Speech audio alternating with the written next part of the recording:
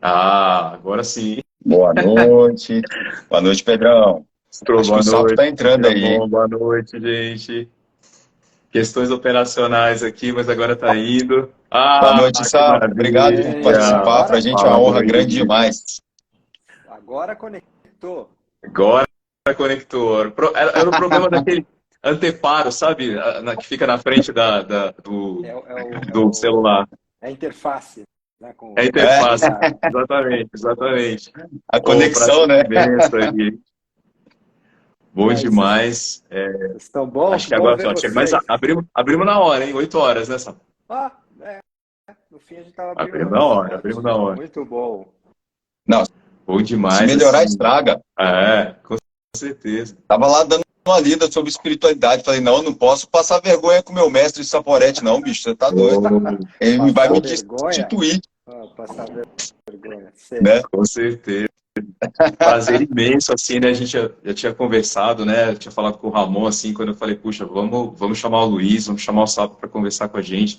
Sistema fundamental, assim, e que tem tanta confusão, né, Sapo? Eu estava na reunião da live que você fez sobre abuso espiritual, né? E muito do que a gente tinha falado, aquelas perguntas que vêm também, né? Aquela confusão do que é espiritualidade, do que é religiosidade, do quanto isso é tão importante como uma dimensão humana e especialmente para as pessoas que estão em situações ameaçadoras de vida e sofrimento intenso, né? Sim, Então, sem dúvida. passo a palavra para você, assim, uma honra imensa da gente aqui no Conversa estar te recebendo e Não, o prazer pode discorrer aí. Não, o prazer é todo meu.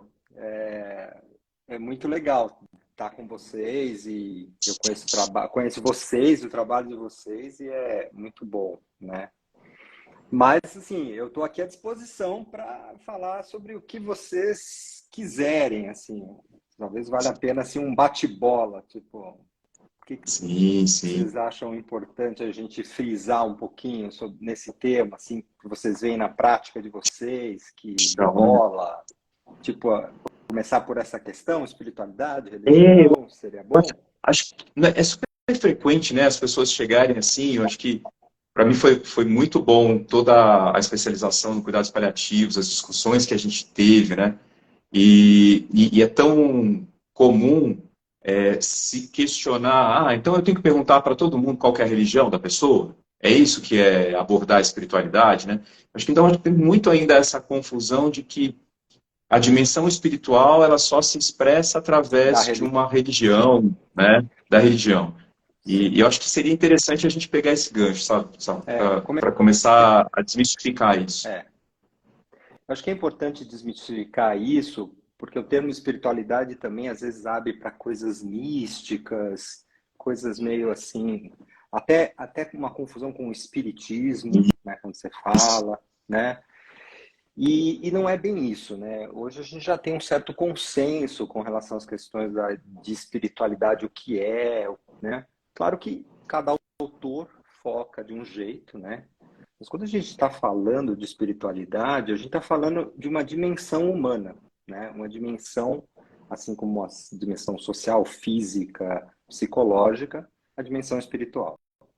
E essa dimensão, né, ela tem uma característica que é como o indivíduo busca, como ele expressa conexão e sentido. Então, assim, alguns autores dão mais ênfase na conexão, outros mais em sentido, né? E eu costumo juntar isso tudo num acrônimo que eu criei, que é o SOMOS, que é o quê? Conexão com o si mesmo, o outro, o momento, o universo e o sagrado.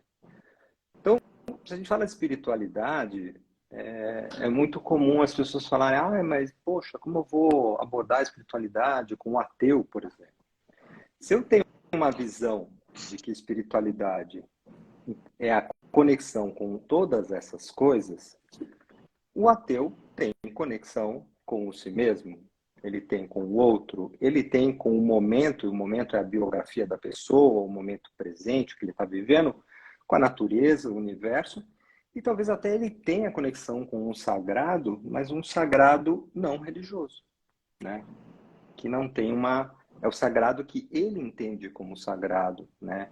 No grau de importância, de valor, né? E isso é espiritualidade. A religião já é uma espiritualidade formatada dentro de uma cultura. Então, assim, você tem, na visão religiosa, você já tem um caminho de expressão cultural para os significados da vida, os significados do além, e a religião vai tentar, inclusive, ajudar o ser humano a ter um direcionamento.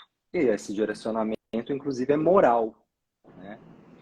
Coisa que na espiritualidade, a questão moral tem mais a ver com uma reflexão do indivíduo com ele mesmo. Porque a espiritualidade é sempre uma manifestação individual, enquanto a religiosa é sempre coletiva. Então aqui a gente já começa a ver uma certa diferença. Então eu posso ter N pessoas de uma mesma religião, cada um vai ter um tipo de espiritualidade no que tange a relação com o sagrado, né? E a gente tem várias formas de se conectar com tudo, né? Sim. Então, acho que essa Acho que diferenciação é importante. Eu tenho uma pergunta. Manda. Ô, sabe, o Brasil, um negócio que sempre me intrigou. O Brasil é um país extremamente espiritualizado, né? E termos religiosos e muitas coisas, diversas religiões permeiam a nossa cultura no dia a dia. E o que a gente percebe é que na nossa prática assistencial, seja do médico, do enfermeiro, do profissional de saúde de uma forma geral, isso não é trazido para dentro, Não é? né? E por que você acha que isso acontece e como a gente pode mudar isso? Então, essa dimensão espiritual, ela está renegada a um outro lugar, assim como a dimensão psicológica, né?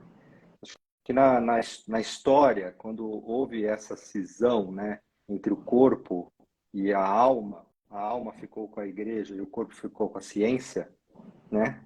A gente foi caminhando na direção do corpo e as questões da alma foram ficando para trás. E a gente está num momento em que a gente está vendo a necessidade, até porque toda a ciência neurológica, a análise do cérebro, né, através de ressonância funcional, através de mapeamentos e tal, a gente está conseguindo entender esse fenômeno do ponto de vista biológico e, através dos estudos, mostrando a importância disso, né? Então, agora começa a haver um movimento de convergência, de novo, né? Falar assim, pera lá, mas isso aqui é importante, isso muda a saúde da pessoa, né? Eu gosto muito de lembrar quando se começou a falar de atividade física lá atrás, com o Cooper, né? Para reabilitação cardiológica, todo mundo achava E uma maluquice morreu aquilo. de infarto. Pois é. Mas todo mundo achava uma maluquice, ninguém sabia nada sobre atividade física, né? Eu me formei numa época que um idoso que tinha um problema no joelho, eu não podia caminhar. E hoje é completamente diferente. Então hoje a espiritualidade está nesse ponto, né? A gente sabe que é importante, a gente já tem evidência para isso, para aquilo, já tem um monte de coisa, mas ainda não integrou com a atividade médica de forma geral. Tanto que até mesmo os pacientes estranham quando você começa a abordar as questões de espiritualidade, né? Eles às vezes olham com uma cara de... Eu lembro de uma paciente que a gente estava conversando sobre isso, ela era uma consulta ambulatória, de geriatria. Ela olhou e falou assim, mas por que a gente está falando sobre isso? Aí eu falei, porque isso é importante para a sua saúde, faz parte da sua saúde analisar isso. Aí ela falou, mas o senhor não está vendo aí nenhum problema nos exames? É como se o médico só olhasse para essa questão quando ele já não tem possibilidade de fazer alguma coisa. Tamanha a distância que isso tem hoje, né? E quando a gente vê que os pacientes até querem falar sobre isso com os médicos, os estudos mostram isso, mas os médicos não sabem como conversar, né? E quando conversa, às vezes eles tomam um susto. Então, assim, a gente tem que integrar a espiritualidade no cuidado médico, né? Se você for pensar, a Organização Mundial de Saúde fala o quê? O que é a saúde, né? Senão o bem-estar físico, psicológico, social e espiritual. Mas esse espiritual ainda é muito nebuloso na cabeça das pessoas, inclusive dos profissionais de saúde. Então agora, esse ponto... só para terminar, você falou, e como a gente melhora isso, né? Fazendo tipo o que a gente está fazendo, né? A gente está chamando para conversa, né? Então, ó, vamos falar sobre espiritualidade. Porque também tem um tabu do tipo assim, essas coisas não se discute. Mas eu não vou discutir quem está certo e quem está errado. Não é isso, né? Não é Flamengo contra... Não se trata disso. Se trata de entender a importância do futebol na vida do brasileiro. Exatamente. Não é qual o time, mas qual a importância disso para o brasileiro, né? Qual a importância disso para o ser humano? É extremamente importante. Acho que, como diria o Nelson Rodrigues, né, das coisas menos importantes, o futebol é a mais para o Brasil. Nossa, acho que essa colocação, nessa assim, fundamental, acho que a gente entendeu isso que você trouxe, né? O momento do iluminismo foi essencial, né? Precisou daquele ponto de secção, realmente, até para se avançar em uma série de questões que a ciência progrediu, e ainda bem. Mas esse isolamento, né, trouxe, acho que até pelo modelo, esse modelo flexneriano, que a gente foi formado, mecanicista, tal, trouxe até para... Eu converso muito com o Ramon sobre isso, especialmente dentro da área da terapia intensiva, é quase um tabu, assim. O que eu, intensivista, tenho que abordar a questão de espiritualidade? E é o que a gente vê, os estudos cada vez mais mostram isso, os pacientes querem, né? Querem compartilhar, essa é uma dimensão que muitas vezes é o que dá possibilidade de enfrentamento de uma série de outras questões, melhora controle de dor, né? E a gente, às vezes, está ali meio fechado, né? Não, isso é uma dimensão fantasiosa, isso é um... Eu não sou religioso, então não tenho nada a ver com isso. E acho que é o que você chamou, né? Chamar para conversa é fundamental, né? E ampliar. Para mim, essas 5 formas de espiritualidade, de conexão, elas me ajudam tremendamente a entender o que eu estou falando. Porque assim, você está lá na UTI, vocês viveram aí a Covid. O sofrimento causado pela desconexão com o outro, né? E o outro é essa pessoa importante, que é o meu familiar, que é o meu cachorro, que é a minha mãe, seja quem for, isso nos caracteriza como ser humano. A gente só existe porque a gente se cuida, a gente cria, a gente cresce através de uma conexão. Eu costumo falar que a principal conexão inicial, o si mesmo e o outro, ela é somática, ela é toque, ela é olhar. Isso faz a gente se desenvolver. Isso é uma potência absoluta. Então, quando você está lá na UTI e você conversa com o familiar de uma forma empática, você traz o familiar para dentro da UTI para estar junto com o... Você está falando de espiritualidade. Não é religião, mas é espiritualidade. Exatamente. Isso eu acho que é tão fundamental, né? E às vezes a gente não consegue dar o valor e a dimensão que essa dimensão tem, né? No nosso cuidado, na nossa atenção. E aí vão se gerando esses preconceitos, né? Esses preconceitos de que não nos cabe, eu delego pro pároco, pro capelão, para essas outras figuras que são importantes, mas que não são necessariamente aquele que vai ter o primeiro contato, né? E é muito legal identificar. Uma vez eu estava dando uma aula e a pessoa falou: olha, isso não é papel do médico. Aí eu falei: olha, se eu pensar assim, eu posso pensar também que não é papel do médico identificar uma disfagia. Não é papel do médico identificar um sofrimento emocional. Não é papel. Peraí, então qual é o papel do médico? Se ater à dimensão biológica? Nós hoje temos uma gama de profissionais, né, para trabalhar com questões mais específicas. Como médico, eu só preciso, para incluir a espiritualidade no meu diagnóstico, na minha atuação, fazer um diagnóstico da necessidade. Eu não preciso acreditar, eu não preciso ter religião, eu não preciso nada. Eu preciso fazer um diagnóstico. Essa pessoa está em sofrimento espiritual. Chama alguém, né? Porque está, né? E assim, a pessoa que está internada num hospital ou diante de uma doença grave, ela geralmente está em sofrimento espiritual. Por quê? Porque a doença, a morte, ela ameaça, é uma ameaça de completa desconexão e perda de sentido. Né? De repente, eu estou sozinho, eu sinto que eu vou morrer, eu não vou ver meus filhos, eu não vou ver minha mulher. Isso é desconexão. De repente, a minha história passa a não fazer sentido mais. Eu começo a questionar a minha história, o meu momento presente, por que eu estou assim, o que eu vivi lá atrás. Isso tudo cria uma angústia que eu chamo espiritual, alguns autores preferem chamar existencial, né? Aí é nome, né? E é sempre uma crise. Então, o médico, pelo menos, precisa identificar isso e passar a bola para quem tem habilidade para lidar com isso, né?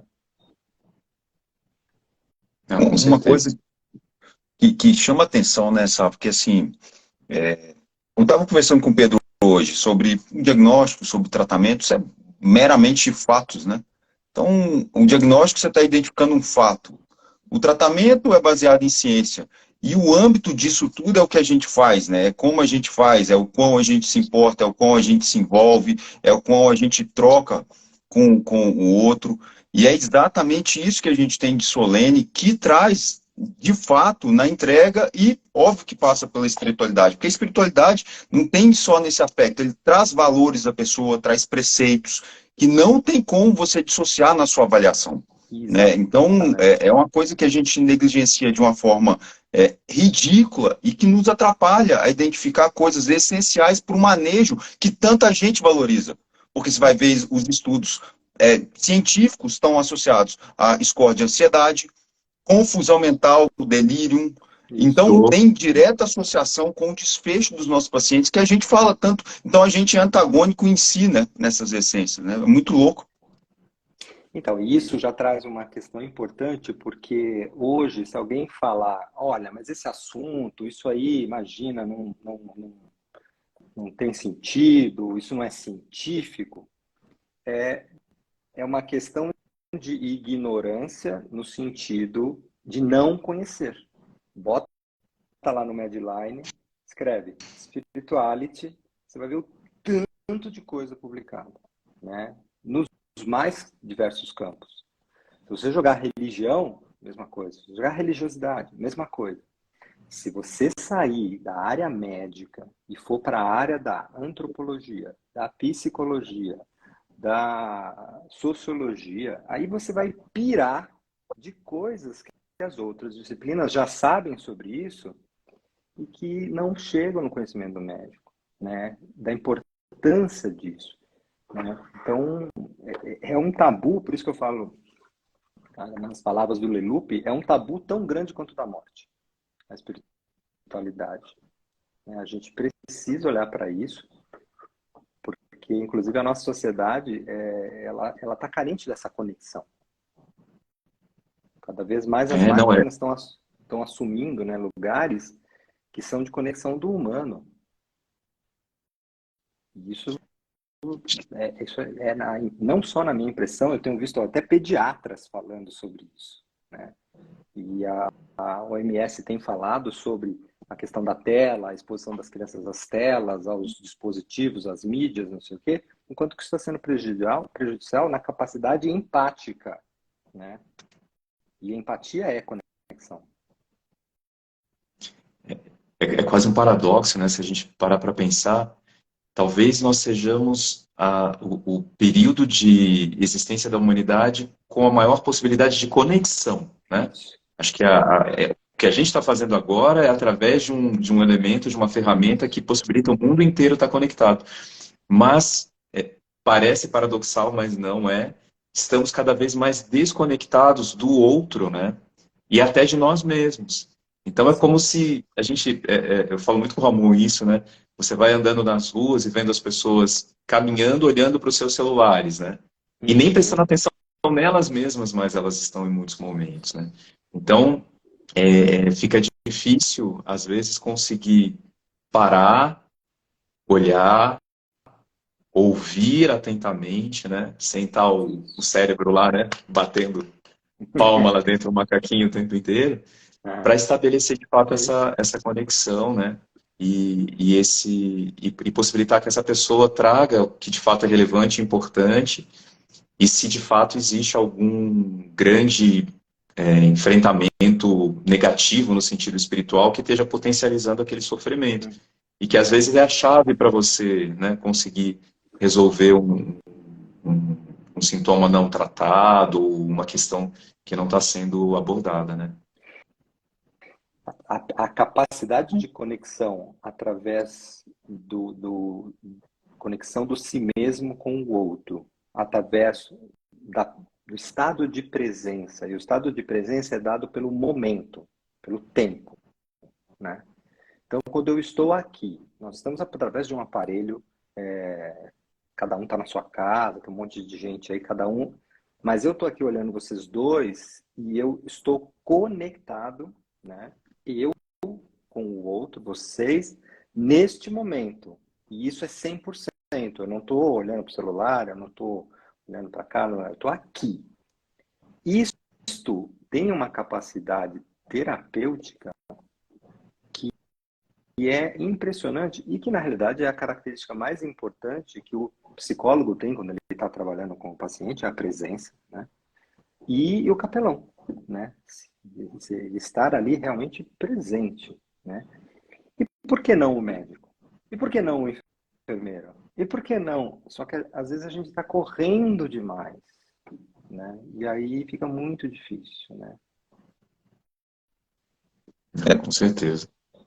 E tem vários currículos, por exemplo, profissionais, para gente que é profissional de saúde, sei lá, o SPECT, interprofissional. Por que a gente ainda não incorporou isso tudo na prática da gente, sabe? O que você acha assim? O que está faltando para entrar de fato de uma forma formal na formação do profissional de saúde? Eu acho que ainda tem o preconceito, né? O preconceito e a ignorância no sentido de achar que a gente está falando de religião. Acho que na maioria das vezes onde bate é aí. Se você fala assim, olha, vamos começar a fazer um trabalho de espiritualidade, as pessoas já Exatamente. arrepiam, né? Lá vem ele com essa história, aí vai querer trazer aqui sei lá, o Pai Santo, vai querer trazer, vira uma coisa religiosa, Exatamente. né? E o brasileiro, ele tem uma questão religiosa intrínseca de intolerância muito forte. Assim como o machismo, assim como a questão de gênero, né, e tal, assim, ele tem isso, mas isso não aparece de cara. E aí, realmente, a gente tem um problema, porque assim, como que a gente pode sentar e conversar sobre espiritualidade e dentro da espiritualidade a gente vai conversar sobre religião? Porque não dá para falar de espiritualidade sem falar de religião. E tá tudo bem a gente falar realmente de todas as religiões, entender uma, entender a outra e fazer contato com isso, fazer contato com aquilo que é diferente, né? Essa é uma característica espiritual importante, né? Que eu tenho falado, né? É aceitar a diversidade da natureza, a diversidade do ser humano, a diversidade das culturas, né? Não existe um certo, um errado, essa cultura é assim, as culturas são diferentes, só isso. Assim como a natureza, né? Mas a gente está pronto para fazer isso? Então eu acho que tem um embate que é nesse ponto, né? Tipo, como que a gente introduz? Acho que foi muito interessante, né, a conversa que eu participei na live, e acho que você trouxe essa questão que foi levantada sobre tolerância e respeito, né? E o que a gente de fato busca é que se tenha respeito. respeito, inclusive, por essa dimensão, a dimensão da espiritualidade, né? Quando a gente fala de tolerância, acho que você colocou muito bem naquele momento, você está falando de um lugar em que, se eu estou tolerando, significa que eu estou numa posição em que exerço algum poder, e a partir Isso, desse tolero. poder eu te suporto, né? Eu te Isso. aguento, né? Então, a tolerância vem às vezes nesse lugar, né? E Por isso que eu até fico, né, nessa questão da intolerância, que é o termo que está dito, né? Todo mundo sabe que é intolerância religiosa, mas na intolerância você polariza com a tolerância. E eu não quero ser tolerado. Eu acho que nenhuma religião quer ser tolerada, nenhum gênero quer ser tolerado, nenhuma raça, né? A gente quer respeito. E é muito legal que cada um fique na sua. E é mais bonito, inclusive. Né? E é Porque, nossa, antropofágico, né? sim, sim, sim. sim. E acho que esse gancho aí me faz pensar no nosso outro tema, né, que a gente colocou, que muitas vezes, assim, várias pessoas me mandaram no direct, assim, mas Pedro, o que que é abuso espiritual? Nunca ouvi falar disso. Pois Será que eu é. já fui abusado espiritualmente? E assim, nossa, eu Eu assim nunca tinha achei, ouvido falar. é, sim, eu achei sensacional a conversa que a É, gente teve. é, Tanto é que eu, na hora, eu falei, Ramon, puta, participei de uma live com o Sapo, assim, acho que é fundamental a gente chamar, porque é. tem elementos aí que estão postos, né? E que a gente, às vezes, não está simplesmente se ligando e percebendo que eles estão acontecendo. É Até isso. compartilhei uma história que eu falei para o Ramon, compartilhei na live também, que eu já fui Sim, vítima, de né? abuso De foi. abuso, Isso. né? É, é. Então, quem criou esse termo, na verdade não fui eu uso ele de uma forma mais ampla, né? Quem criou esse foi o Bode Porcel, é um capelão. A primeira vez que eu li isso foi lá pelos idos de 2000, e ele relatava uma série de artigos, né, que ele publicou sobre isso numa revista de cuidado paliativo, que ele falava que era o ato de você fazer a pessoa acreditar que ela não era boa o suficiente aos olhos de Deus, né? E por isso ela seria punida. Então, quando ele usou esse termo inicialmente, esse termo, né, abuso espiritual, estava dentro de um contexto religioso. Essa questão da punição, do Deus, isso é bem de uma característica de algumas religiões, né? A partir dali, eu fui trabalhando e hoje, assim, eu já vejo uma série de possibilidades de abuso, né, de outras formas, né? Então, a gente acabou começando falando aqui de intolerância. Intolerância, acho que todo mundo imagina que é uma forma de abuso, né? Onde eu que tenho um poder, ou tenho ou me atribuo um poder, né? Porque o poder tem isso, né? Ele pode ser real, ele pode ser atribuído, né? Então, eu não deixo o outro, né? Não aceito a manifestação do outro. Eu vou até essa parte eu vou ler porque a definição que eu gosto de intolerância é, é muito peculiar, né? Eu gosto dessa definição. Atitude mental caracterizada pela falta de habilidade ou vontade de respeitar diferenças e crenças religiosas. Eu acho esse termo bem legal, porque assim, é um mindset da pessoa onde ela não, não quer ou não tem capacidade. Porque aqui a gente tem duas coisas diferentes, porque talvez tenham pessoas que não têm capacidade de entender que o mundo é diverso, que a sociedade é isso, não tem visão histórica, não tem capacidade, está muito fechado dentro de uma cultura, e aí fica muito difícil de aceitar. Mas não é, eu não diria que é o normal, a maioria das vezes é uma falta de vontade de entrar em relação com o que é diferente. E isso reforça o meu senso de identidade na medida que eu nego o outro. Isso é muito louco, mas é uma estratégia que o ser humano usa e do ponto de vista individual e do ponto de vista coletivo, né? Porque eu quero me identificar, eu quero ter a minha identidade. E muitas vezes, para isso, eu preciso tornar o outro o diferente e me opor a ele, para que eu reforce a minha identidade. Então, eu começo questionando na questão da intolerância religiosa o grau de segurança que a pessoa tem do que ela vive. Tipo assim, porque se eu tenho realmente segurança do que eu sinto, do que eu acredito, da minha fé, não tem motivo nenhum para hostilizar ninguém. Porque não me ameaça. Se eu hostilizo é porque eu estou ameaçado. E se eu estou ameaçado é porque eu não estou seguro, né?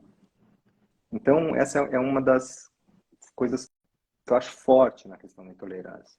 E a outra é a falta de empatia com o sofrimento, porque se você for analisar, todas as religiões, elas trazem na base dela uma força de coletivo que é para dar apoio à dor, ao sofrimento, à angústia, à morte.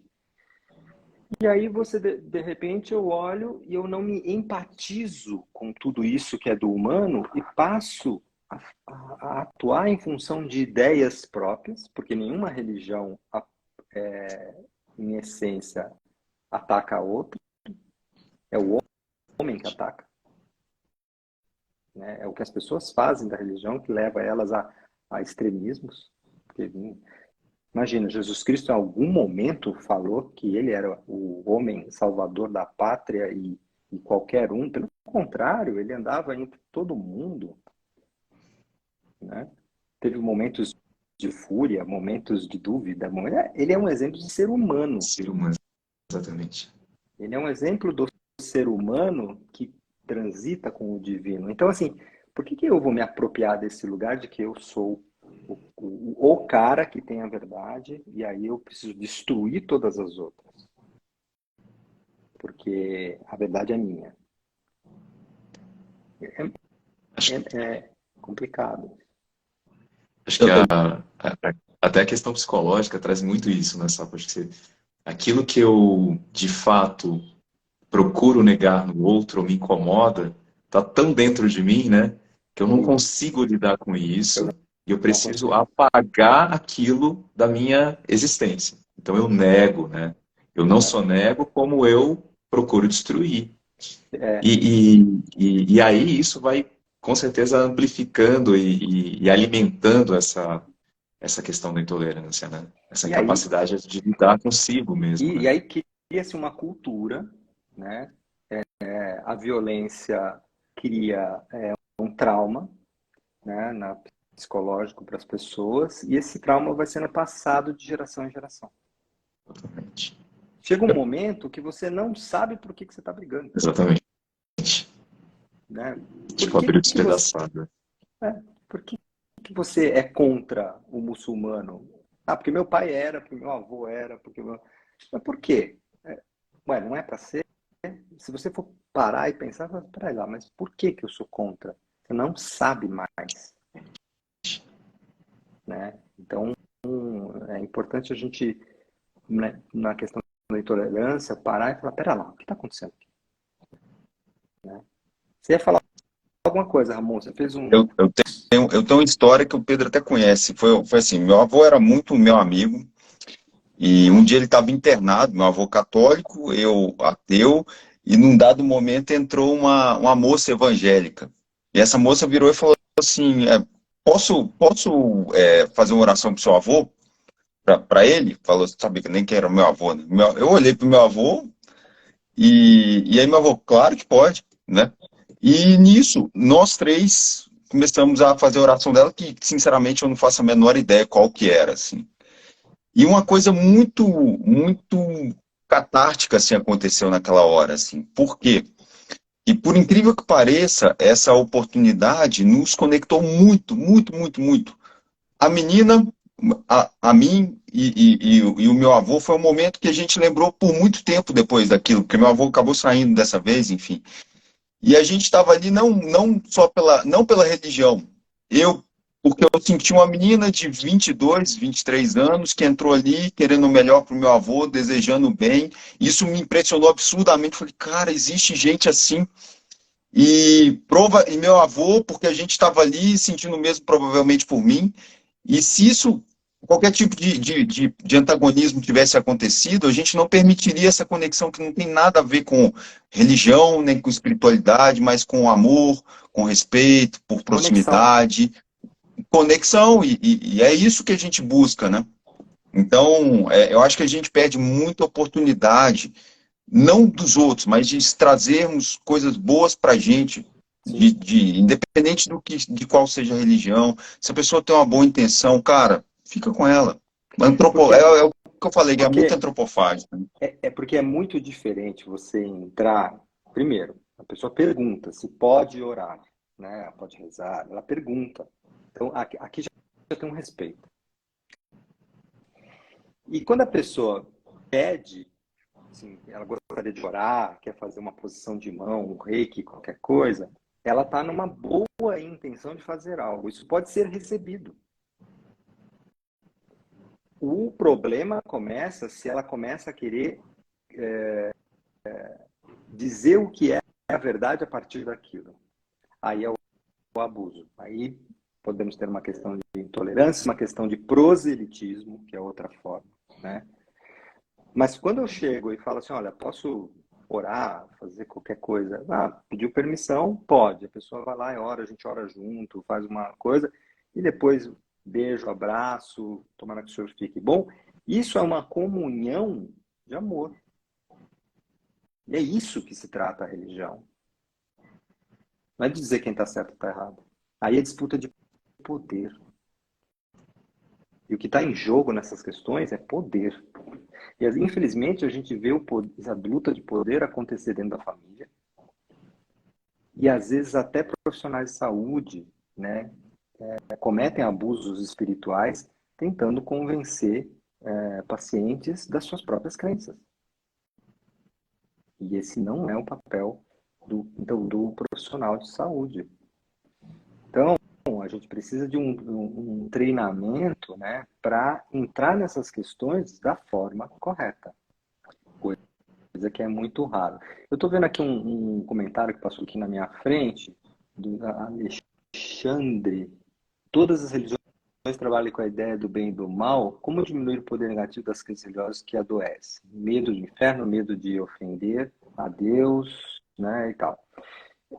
Aqui eu tenho uma parte que eu queria comentar que eu não concordo, que assim, não são todas as religiões que partem da ideia de bem e do mal. Isso é uma linhagem que começa lá na Pérsia, né?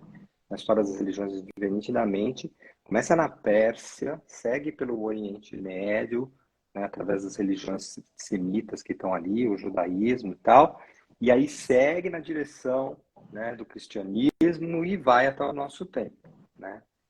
Existem tradições onde essa questão bem e mal, ela não é desse jeito, né?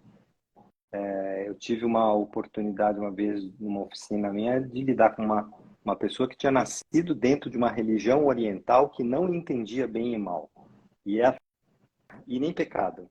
Foi muito bonito a declaração dela, quando ela falava da religião dela, porque ela ficava absolutamente confusa com essas coisas, né? Então, assim, as tradições afro, por exemplo, a questão do bem e do mal, não tem isso, é uma outra leitura, né? Algumas tradições indígenas, o próprio hinduísmo tem uma série de diferenças, então não dá para generalizar, né? E agora, o poder negativo de certas crenças, né, que a gente chama de coping negativo, né, que é essa coisa punitiva e tal, a gente vai melhorar na base da educação, né, de forma geral, né, educando, né. Agora, quando a gente está diante de um paciente que está numa situação dessas, que sofreu um abuso espiritual e acredita que está sendo punido, a gente vai ter que usar os elementos da religião dela para poder ajudá-la. E aí é onde o sacerdote bem treinado vai ajudar, né? Porque como eu não sou daquela tradição, eu não tenho a mínima condição de fazer a ginga, né? E Nossa, toda religião tem, como todo esquema psíquico, tem sempre o agonista e o antagonista, né? Então, se eu tenho um sistema que me diz que é assim, que pode dar errado, eu tenho um sistema que reverte. A tradição cristã, que é a dominante no nosso país, ela tem esse mecanismo. Jesus veio para isso, para Exatamente. colocar em oposição aquele Deus do Velho Testamento com o Deus do Novo Testamento, a compaixão, o amor, a misericórdia, né? Dizer uma palavra, serei salvo, tal. Então, você tem elementos, né, para trabalhar. Só que aí quem tem que trabalhar é o sacerdote, porque eu sou médico, sou terapeuta, eu não sou sacerdote cristão para poder, eu não tenho, como é que é, o poder atribuído a mim não foi dado para discutir essas coisas. Acho Né? que nessa situação, só que eu lembro sempre de um caso, é exatamente isso, que eu vivi na UTI já faz alguns anos, mas era um paciente que estava em extremo sofrimento, não aceitava que se fossem feitas as medicações, a enfermagem estava tendo muita dificuldade, eu cheguei no plantão e aí já me passaram, olha, tá impossível de cuidar do paciente, eu nem conhecia, eu falei, bem, vou lá tentar conversar, entender o que que é. Entender, E aí, né? ele pelo menos permitiu que eu conversasse com ele, e foi quando eu consegui acessar que era de fato um sofrimento da dimensão espiritual. Ele se sentia abandonado, se sentia culpado, e ele não conseguia achar paz e tranquilidade. Então, nada ali funcionava. E eu, na conversa, eu pelo menos consegui oferecer a ele se ele aceitaria que ele era católico, que o padre viesse conversar com ele, porque eu acho que seria fundamental. E Fundamental. foi o ponto de virada, né? Foi o ponto de Foi o ponto virada, de porque virada. ali ele teve uma conversa com alguém que conseguiu, de fato, atender aquela necessidade que ele estava tendo Isso, com aquela linguagem, isso. né?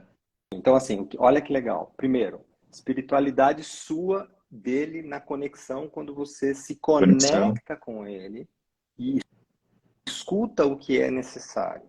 E aí, a partir disso, você consegue fazer um diagnóstico. Aqui tem um sofrimento espiritual.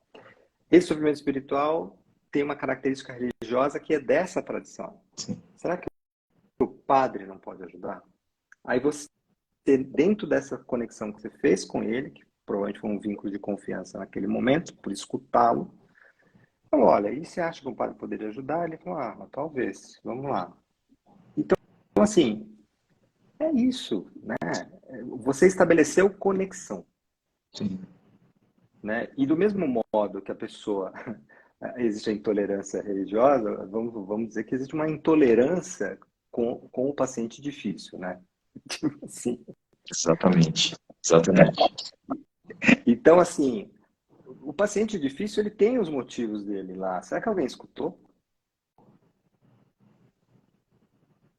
Né? Então, assim, será que alguém realmente sentou e escutou o que ele está dizendo? Não estou dizendo que isso é fácil, né? Sim, Não é? sim, sim. Porque, assim, no meio do dia a dia, no meio da loucura do dia a dia, às vezes a gente não está no estado possível para essa conexão. Sim. Né? Então, às vezes fica difícil. Tem um caso outro dia que aconteceu essa semana com a minha esposa, foi que tinha um paciente que nunca saía do leito, nunca, nunca. Ele nunca saía do quarto, nunca.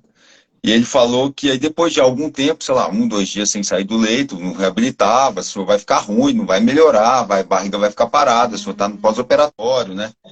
E aí nessa brincadeira, desculpa, ele falou, doutora, não sei se você vai acreditar no que eu estou falando, mas eu sou espírita e eu sou médium, e quando eu boto a cabeça fora do quarto, eu vejo um monte de gente. Então eu não vou sair desse quarto até a senhora me dá alta, me dá alta. Então você vai falar assim, você acredita? Você não acredita? Então, é a religião dele, Nunca ouvi. é um fato dele. E mais que isso, né? Não é só a crença, né? Ele está contando que ele vê, né? E para ele ter falado isso para você, você de algum jeito conseguiu conquistar uma confiança, porque ele pode ser tomado como louco quando ele fala isso. Então, para ele falar isso para você, ele teve um discernimento de achar que você não ia achar ele louco nessa pessoa eu posso confiar e posso dizer o que eu estou vendo, o que eu estou sentindo, e eu não vou ser taxado, né? E é o que ele sente, né? E aí, como que eu posso resolver isso? Então, aí cabe a pergunta. Acho que o Ramon congelou para mim. Tá me ouvindo? Eu acho que sim, sabe? Mas eu Então, tô aqui, tô aqui. tá. Tô aqui, Cabe a pergunta, não né? tô congelei, não. Congelou só para gente. É. Então, cabe a pergunta, né, Ramon? É assim, mas será que existe alguma coisa que a gente possa fazer para te ajudar nesse momento? Né? Se ele é espírita, será que tem um passe? Será que tem alguém que ele possa trazer, que vai apoiar ele, já que eu quero que ele saia do quarto, né, e se movimente, né? Mesmo que não tenha, né? Quando você abre essa possibilidade, primeiro, o paciente entende que você está com ele. Né? Você está tentando criar junto uma saída. Você não está desconsiderando o que ele está falando, você está considerando. E aí é que a gente fala que o plano de cuidados tem que incluir a espiritualidade como sinal vital, né? Porque é um sinal vital. Se você não entender isso, esse cara não sai do quarto. Se você não entender isso, às vezes a pessoa não faz a quimioterapia. Se você não entender isso, né? E aí vai, né? Vai por um monte de caminhos, né? E acho que esse entendimento, né? Acho que numa hora o Ramon falou de não ser espiritualidade, né? Mas é entender espiritualidade como sentido e conexão, né? Isso. Que dá sentido, que estabelece conexão. E é muito Isso. curioso que a partir desse lugar, né? Como a gente consegue de fato acessar essa dimensão? Que a gente está chamando de espiritualidade porque tem essa capacidade também de representar algo além de nós mesmos, né?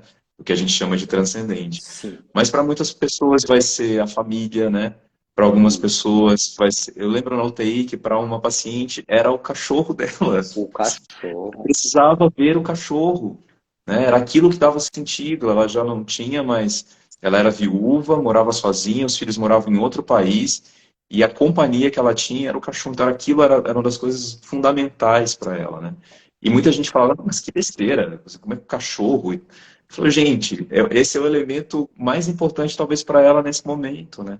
E hoje já E se sabe a potência, inclusive, do que esses animais têm de motivar a pessoa. sim, Você vê verdadeiros milagres, né? Quando você entra em conexão com os bichos, né?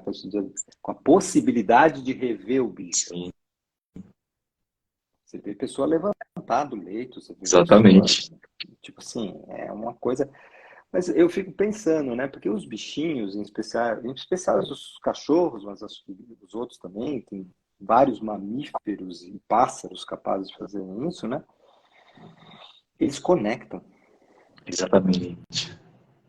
Eles conectam e eles não precisam das nossas maluquices, dos nossos julgamentos, dos nossos. Eles conectam direto. É sistema límbico com sistema límbico. Tipo, então é de uma potência mesmo. É maravilhoso, milagroso fazer essas conexões nesse sentido. Não, Então, e sendo um fato, é, por favor, pode falar. Gustavo, Não, pode falar. a conexão sendo um fato, né? Ela não importa muito se é por Deus, se é por um espírito, se é por telepatia, não importa.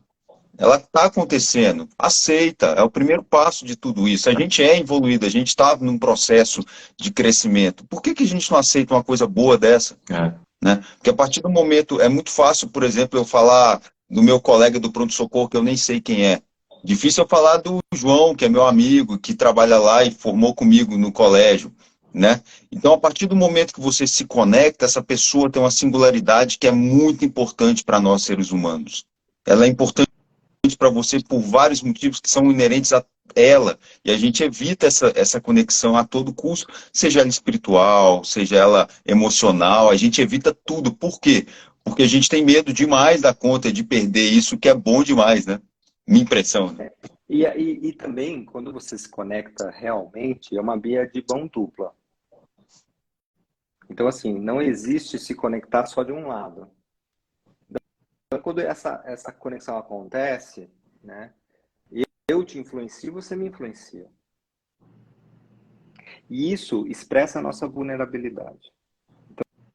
Então, se eu estou ali conversando com alguém começa a contar uma história muito triste e eu estou nesse grau de conexão, eu posso me emocionar. E como é isso? Então, assim, estar em um estado de conexão entre pessoas é um estado de vulnerabilidade. Estar em conexão com Deus é a maior vulnerabilidade que você pode ter. Tipo assim, né? Então, muitas tradições, né, o gesto ritual é de deitar, né, diante da divindade, que é a maior vulnerabilidade que você pode ter diante de outro ser. Então, como é isso, né? Eu me entregar completamente. É muito difícil. E a gente tem que olhar para isso também com respeito, porque não dá para o tempo inteiro você estar se conectando abertamente. Senão, numa situação dramática, como a UTI, uma situação dramática, você não vai conseguir fazer seu trabalho. Exatamente.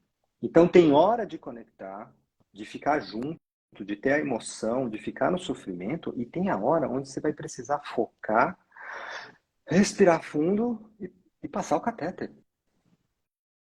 Entubar.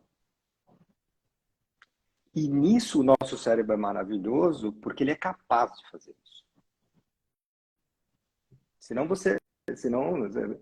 aquele cara que pousou o avião lá no Hudson, né, ele não conseguiria pousar o avião. Sim, exatamente. Se ele ficasse desesperado, né, tanto que as pessoas perguntaram para ele, falaram, mas você teve medo? Nossa, eu tive muito medo. Mas o medo não impediu ele de focar e tomar ação.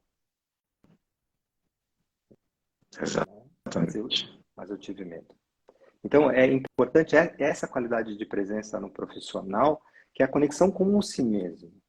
Sim, eu estou com medo. Sim, eu estou nervoso. Sim, eu estou triste. Mas preciso fazer, né, isso aqui. A despeito disso. O que a gente vê é o contrário, uma negação do que você está sentindo. E aí depois o cara estoura, vai beber, né, entre burnout, porque ele não faz contato com o que ele está sentindo, como se aquilo fosse errado. Eu não posso sentir. Não, você deve sentir. A gente tem que diferenciar o que a gente sente do impacto do que a gente sente. Exatamente. Acho que e com a espiritualidade isso eu acho que é tão forte, porque assim, e na terapia intensiva eu vejo isso de uma maneira muito clara, né?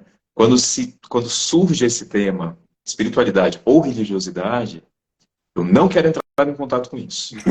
Isso não diz respeito à minha atividade, apesar de ser uma dimensão própria, né? E aí a empatia não acontece, né? Não acontece. Então, não acontece. E esse não acontecer não permite que se valide, que se acolha e que muitas vezes se abra a porta para, de fato, estabelecer um processo de cuidado e um processo terapêutico, né? Isso, perfeito. É isso mesmo. Aqui alguém comentou, quando eu toco, sou tocado. É isso mesmo, assim, né? Se você toca com a intenção de conexão, você é tocado. Existe um toque, que é o toque que a gente faz quando a gente examina, que ele não é um toque de conexão. Ele é um toque de análise. Então é diferente. Mas se você toca com o objetivo de conexão, de acolher, né? É bilateral, é sempre bilateral. E isso me deixa vulnerável. E muitas vezes a gente não quer ficar vulnerável, né? A gente não quer. A gente tem uma cultura que confunde sensibilidade, vulnerabilidade com fraqueza. Né? Então, assim, não pode. Né? Então, fica muito difícil. Ô, Salvo, teve uma pergunta bem para trás que falava sobre a correlação entre, por exemplo, ele falava de meditação e técnicas de respiração e a ventilação mecânica. Mas indo um pouquinho diferente disso, você vê, por exemplo, margem para algum aspecto de espiritualidade terapêutico, assim, literalmente? Sim, sim. Então, assim, muitas práticas, né, aí falando de práticas espirituais, têm potencialidade terapêutica. Até aqui na nossa conversa, a gente já percebeu que a conexão que você fez ali com o paciente, né, que o Pedro fez e tal, é terapêutica também. Ela causa um efeito terapêutico. Essa conexão. Né? Então, todo tipo de conexão vai ter um efeito nesse sentido. Agora, se a gente falar de prática, né, sim, práticas de meditação, práticas de reiki, práticas de yoga, música, escultura, arte terapia, tudo isso aumenta a conexão, né, a presença, né, e pode ter efeito terapêutico, sim, né, tanto para a equipe como paciente, para todo mundo, né. Agora, que prática é essa que conversa comigo, né? Porque tem coisas que não vão fazer sentido. Tem gente que você propor para fazer uma meditação, né? Não faz sentido, mas uma oração faz, né? Se você falar para algumas pessoas para fazer uma imaginação guiada, vai fazer sentido, né? Então, assim, tem muita coisa que é possível fazer do ponto de vista espiritual, no sentido estrito das práticas espirituais, que basicamente são práticas que aumentam a conexão com o si mesmo, né? Com o presente, o momento, e geralmente com o sagrado. Elas são assim, essas práticas, né? Geralmente. Uma coisa que sempre me chamava muita atenção, eu não sei de qual religião que é especificamente, era um paninho que sempre tinha nos pacientes. E aquilo, você podia fazer qualquer coisa, Mas dar não tira o banho, fazer paninho. tudo, mas tinha que colocar o paninho de volta. Isso era muito, muito importante. Isso me chamava, principalmente, eu fiz clínica médica no hospital público grande, assim. E para as famílias, se você sumisse com o pano, aquilo era ofensivo, aquilo era agressivo, e interferia diretamente no seu vínculo e na forma com que eles percebiam o tratamento, sabe? Sim, Esse paninho era, não lembro mesmo de qual religião que era, de fato, eu assim, não mas sei, era uma coisa que me chamava. é de alguma tradição evangélica, mas eu não lembro qual Acho que é a especificamente. congregação cristã. Eu acho que é a É, congregação cristã, eu é. acho. Mas, então, isso é importante, porque, na realidade, identificar esse valor é que é importante. Então, o outro tem, um tem o paninho, o outro tem o japamala, o outro tem a coisinha de Nossa Senhora, Terço, o outro tá lá, né? o terço tá lá com um delogum, né? De Logum, exatamente. Então, assim, o que nos cabe é chegar. Uma vez eu fui fazer um teste de esforço e eu achei tão bonitinha a presença de espírito da técnica que eu estava sem camisa já para colocar aquele monte de coisa. E eu estava com um colar, né? Que é a aliança que eu tenho com a minha esposa, que tem lá uns detalhes, né, uma coisa bem sagrada nossa ali. E ela olhou para aquilo e ela identificou que ali tinha alguma coisa. E aí foi muito interessante porque por que eu digo que ela identificou? Porque ela foi pôr a mão, ela falou assim: eu posso colocar isso para o lado? Aí eu falei: pode, mas você quer que eu tire? Ah, se puder tirar é melhor. Olha essa sensibilidade. É tipo, porque ela viu que ali tinha alguma coisa diferente. É que no dia a dia a gente nem acha tão diferente achar um crucifixo, né, uma medalha de Nossa Senhora, mas será que é só uma medalha? Exatamente. Não é só uma medalha. Quantas vezes você pergunta: ah, a senhora é devota de Nossa Senhora? Aí a pessoa fala: não. Como assim? Por que a senhora anda? Ah, isso aqui quem me deu foi minha avó. A conexão com, né, a avó. Isso é sagrado. Então eu não posso simplesmente tirar. Então, esse olhar apenas essa pergunta muda a relação. Porque a pessoa é vista como um ser individual que você está respeitando. E isso é uma conexão e cria um sentido, tanto que eu lembro dessa história até hoje, eu fui só fazer um teste de esforço.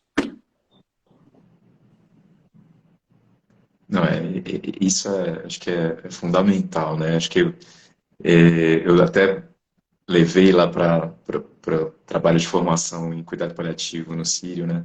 O caso que eu até fui discutir com o Sapo foi um paciente com Alzheimer que internou com a gente durante a pandemia.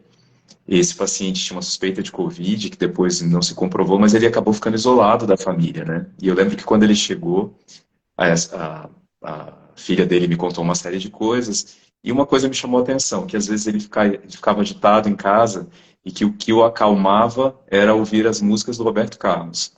E eu chego no dia seguinte, ele tinha ficado fechado, né, lá, e aí, vão me passar o plantão, 25 miligramas de haloperidol, quetiapina, tinha recebido tudo e o paciente extremamente agitado, né? E aí eu falei com a técnica, eu falei, Ana, vamos fazer o seguinte, vamos achar uma playlist aqui do Roberto Carlos. Eu entrei, consegui conversar com ele um pouco, ele estava muito agitado ainda, colocamos a música do Roberto Carlos para tocar, isso foi impressionante, assim, ele estava com 130 de frequência cardíaca, a frequência cardíaca dele foi para 75, pressão arterial normalizou, ele se acalmou, a gente conseguiu tirar ele do leito, deu banho no chuveiro, colocou ele na cama e ele estava dormindo ouvindo Roberto Carlos. Quando a filha dele chegou, a gente mostrou, olha, lembra que você tinha falado isso? Vamos entrar lá para ver. E aí ela entrou, ela chorou, e aí quando ela o chamou, ele virou para ela e falou assim, tio Beto para acalmar. Aí eu não aguentei, aí eu saí. Aí fui chorar eu lá fora, um pouco. Mas é isso, né? Assim, a gente tá buscando essa conexão, né? Para ele, aquele era um lugar sagrado, né? Aquilo era um lugar precioso, né? De segurança, né? Segurança, né? E esse lugar sagrado tem esse lugar de segurança também. Senão você não consegue se conectar com isso, né? E poderia ser um canto religioso, poderia ser o Roberto Carlos, poderia, né? E imagina para essa filha ver isso. Vocês fazendo isso, o que significa que vocês estão juntos, que tem o vínculo, ou seja, tem a conexão, né? Vínculo é conexão, e o sentido que se criou a partir daí. Então, assim, é uma história maravilhosa, né? De conexão e de sentido. Fica para todo mundo, fica para você, fica para ela, né? Sim. Maravilhoso.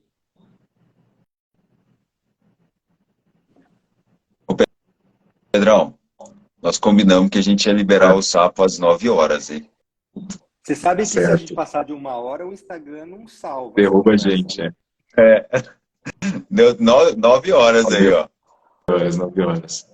Não, eu ficaria aqui para mais tempo, mas não sei se vocês pretendem salvar, vai ter que fechar. Queremos, com certeza queremos. Vamos dar uma editada ainda, fazer uns vídeos, né? Pedrão, quer fazer as honras? Nossa, eu só posso agradecer demais, assim. O Luiz, assim, o Salpo, eu fico toda hora. A gente acostuma. Com isso. Acho que trouxe uma visão que é tão fundamental para todos nós, né? Assim, a visão de que a gente precisa, de fato, estar atento àquilo que dá sentido e conexão, né? E que isso, de fato, é espiritualidade, né? Que muitas vezes a gente passa por, né, processos de chamados abusos e nem percebemos, né? Como o proselitismo, como essa intolerância. E que acho que a cada dia, se nós, como profissionais de saúde, procurarmos um pouquinho mais ter atenção a essa dimensão e incorporar isso na nossa prática, a gente vai conseguir ter um cuidado muito mais efetivo, humano, muito mais terapêutico, né? Posso agradecer demais. Eu é que agradeço. Pode ter outras depois, viu? Quando quiser. Com certeza, com certeza.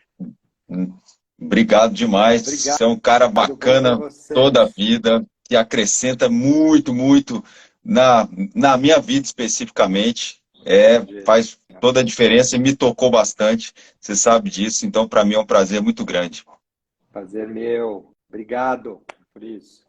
E até a próxima. Obrigado, Sapa. Abração, obrigado, Valeu, gente. galera. Valeu demais. Um abraço. Boa noite para todo mundo. Boa noite. Tchau, tchau. Tchau.